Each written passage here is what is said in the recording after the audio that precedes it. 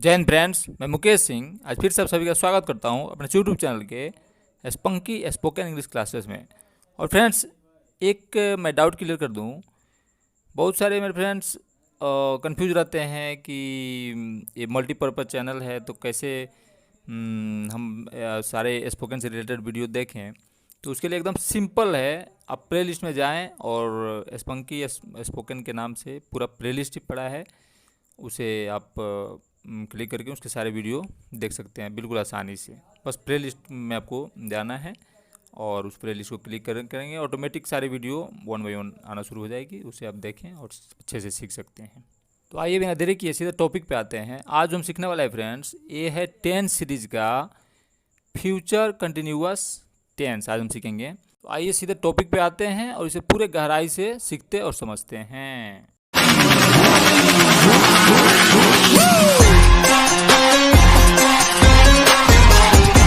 तो सबसे पहले इस टेंस के हिंदी पहचान की बात करते हैं। तो जिस हिंदी सेंटेंस के लास्ट में क्रिया के साथ रहा होगा, रही होगी, रहे होंगे आदि आए, तो सीधा समझ लेना है कि फ्यूचर कंटिन्यूअस टेंस की सेंटेंस है और इसे उसी के रूल के अनुसार हम फॉर्मेट करेंगे। तो जब अफर्मेटिव सेंटेंस फॉर्मेशन की बात आएगी तो उसके लिए स्ट्रक्चर यूज करते हैं।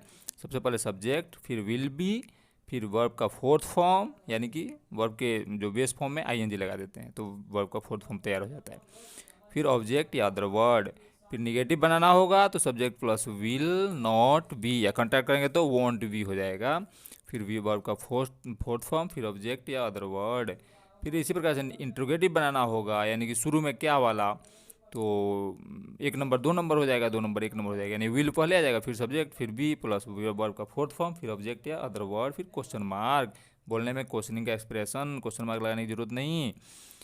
निगेटिव इंट्रोगेटिव की बात आएगी तो सबसे पहले विल, फिर सब्जेक्ट, फिर नॉट, फिर बी प्लस वर्ब का फोर्थ फॉर्म या ऑब्जेक्ट या अदर वर्ड, फिर क्वेश्चन मार्क। या फिर विल और नॉट को कंट्राक्ट करके बोल सकते हैं won't, subject plus be plus verb का फोर्थ फॉर्म, फिर ऑब्जेक्ट या अदर वर्ड, फिर क्वेश्चन मार्क। इसी प्रकार से WH यानी कि डबल क्वेश्चन बनाना हो, उसके लिए सबसे पहले WH वर्ड, यानी क्या, कौन, क्या, कैसे वाला, वो सब वर्ड यहाँ लिख देंगे। फिर विल, फिर subject plus be plus verb का फोर्थ फॉर्म, फिर ऑब्जेक्ट या अदर वर्ड, फिर क्वेश्चन मार्क। उसी प्रकार WH इंट्रोगेटिव निगेटिव बनाना हो, यानी कि और उसके पहले WH वर्ड लगा देंगे, फिर वॉन्ट सब्जेक्ट, फिर बी, या फिर will plus subject plus not be कर सकते हैं। उसके बाद वर्ब का फोर्थ फॉर्म, फिर ऑब्जेक्ट या अदर वर्ड। तो ये तो रहा स्ट्रक्चर वाली बात। अब जो है इसे डिटेल्स में कुछ एग्जाम्पल के थ्रू समझते हैं। तो एक एग्जाम्पल ले लेते हैं, जैसे राम आम खा रहा होगा, यानी कि फ्यूचर में वो काम कंटिन्यू चल रहा होगा।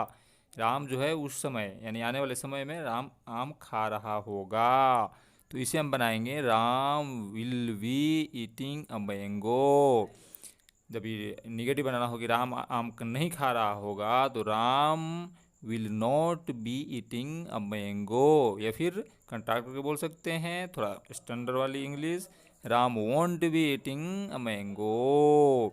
इस प्रकार से अगर इंट्रोगेटिव क्वेश्चन बनाना होगी क्या राम आम खा रहा होगा, तो बोलेंगे will Ram be eating a mango. फिर अगर क्या और नहीं वाला भी अगर इंट्रोगेटिव निगेटिव बोलना हो तो पूछते हैं इस प्रकार से कि क्या राम आम नहीं खा रहा होगा, तो उसे हम अंग्रेजी बोलेंगे will Ram not be eating a mango, या फिर want Ram be eating a mango.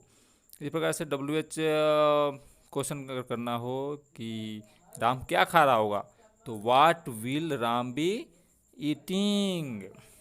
इसी तरह से अगर WH इंट्रोगेटिव निगेटिव क्वेश्चन करना हो, जैसे कि राम क्या नहीं खा रहा होगा, तो इसे हम बोलेंगे अंग्रेजी में what will Ram not be eating.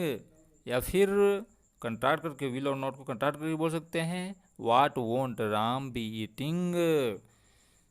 तो मेरे लिए बस इतना ही, लेकिन आपको क्या करना है, ऐसे ऐसे बहुत सारे छोटे छोटे बड़े बड़े लंबे लंबे सेंटेंस खुद से क्रिएट करने हैं और उसकी 6 वेरिएशंस बना करके उसकी प्रैक्टिस करनी है, ताकि माइंड से सारे सेंटेंसेस बाय डिफ़ॉल्ट ऑटोमेटिक टंग के थ्रू निकले। क्योंकि बोलने के लिए बोलना ज़रूरी है, So thanks for watching my friend. See you with next video. Thank you so much.